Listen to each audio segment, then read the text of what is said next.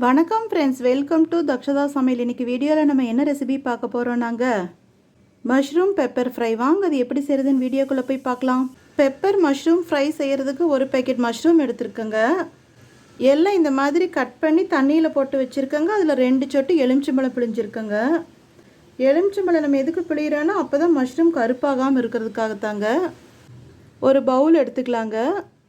2 teaspoon மைதா, 2 teaspoon cornflour,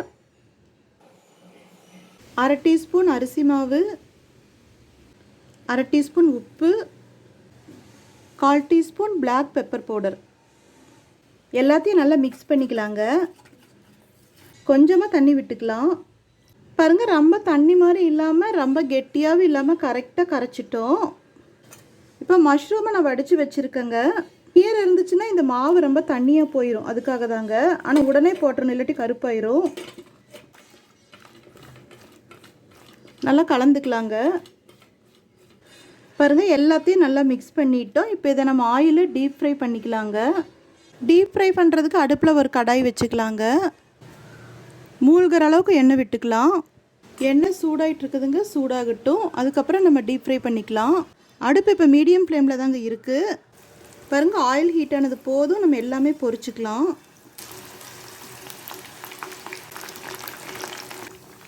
பாருங்கள், ரொம்ப கருகு பொரிச்சிடக்கூடாது. இந்த வரைக்கும் பொரிஞ்சது போதும். இப்போ நம்ம எண்ணெயிலேருந்து வடித்து எடுத்துடலாங்க.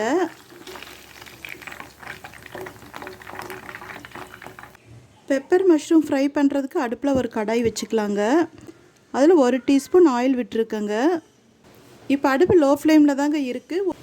ஒரு பெரிய வெங்காயம் நல்லா பொடியாக கட் பண்ணியிருக்கேங்க, அது உள்ளே போட்டுக்கலாம். அது கூடவே 4 பல் பூண்டு நல்லா ரொம்ப பொடியாக கட் பண்ணியிருக்கேங்க, அதையும் உள்ளே போட்டுடலாங்க. நல்லா வதக்கிக்கலாம். அதுக்குள்ளேயே 5-6 கருவேப்பிலை போட்டுக்கலாங்க.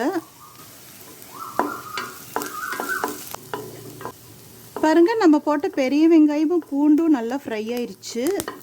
எண்ணெயில் பொரித்து வச்சுருக்கிற இந்த பெப்பரை உள்ளே போட்டுடலாங்க. அதுக்குள்ளேயே 1/4 டீஸ்பூன் வரமிளகா powder, 1/4 teaspoon garam masala powder, 1/4 teaspoon உப்பு எல்லாம் போட்டு நல்லா மிக்ஸ் பண்ணிக்கலாங்க.